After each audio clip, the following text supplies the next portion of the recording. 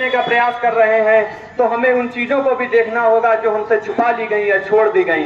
भगत सिंह दैनिक लेख लिखते थे, दैनिक डायरियां लिखते थे, उनके कई सारे लेख अखबारों में छपे, लेकिन बाद में वो इतिहास के पन्ने नहीं बन पाए, उन्हें नष्ट कर दिया गया और वो प्रायोजित तरीके से नष्ट किए गए क्योंकि भगत सिंह को एक सांचे में ढालने का कुत्सित प्रयास था। वो भगत सिंह नास्तिक कतई नहीं हो सकते। मैं आपको तर्क देता हूं, कोई भी कुबुद्ध जीवी अगर आपसे ये कहे कि भगत सिंह नास्तिक थे तो आप उसे मेरे तर्क दे दीजिएगा।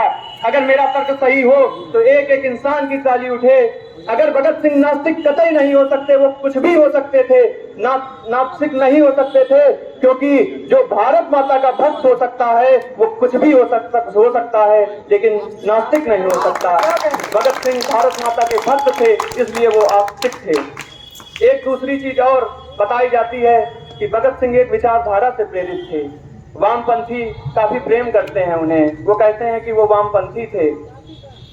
जरा सोचिए, भगत सिंह के जीवन में कुछ महत्वपूर्ण घटनाएं जो थी, उनमें एक जलियांवाला बाग कांड था, दूसरी चौरी चौरा में जो घटना हुई, और तीसरी लाला लाजपत राय जो शहीद हुए। लाला लाजपत राय का जब मैं नाम यहाँ ले रहा हूँ तो वो उस समय भारत में राष्ट्रवाद के सबसे बड़े नेता थे।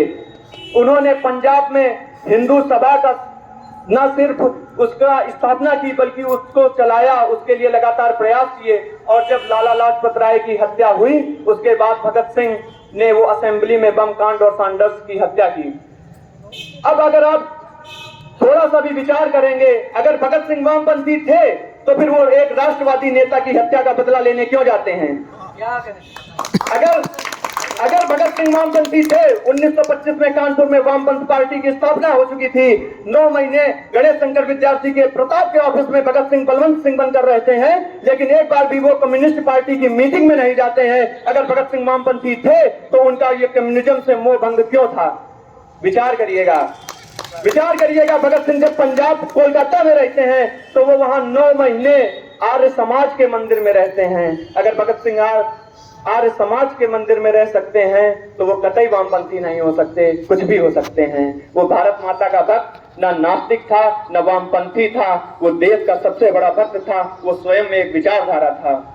मेरे छोटे भाई ने मेरी भूमिका बना दी थी, इसलिए मुझे ये बोलना जरूरी था, क्योंकि कहीं ऐसा ना हो कि ये खबर छापी सुबह के अखबार ने, रात भर नाची नर्तकी अंधों के दरबार में। हम यहाँ से सिर्फ कविता लेकर ना जाएं, कुछ ऐसा भी लेकर जाएं